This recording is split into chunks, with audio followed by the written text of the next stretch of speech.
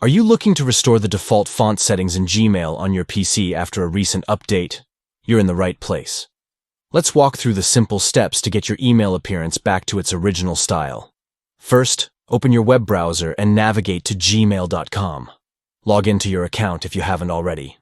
Once you're in your inbox, look towards the top right corner of the screen.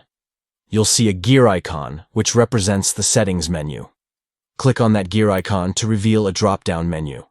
From this menu, select See All Settings or Open All Settings. This will take you to the full settings page, where you can customize various aspects of your Gmail experience. Now, let's focus on restoring your font settings. In the settings window, you'll find several tabs at the top. Make sure you're in the General section. Scroll down until you find the area labeled Default Text Style. This section allows you to tweak how your text looks when composing emails. To reset your font to the default settings, simply look for the Remove Formatting button.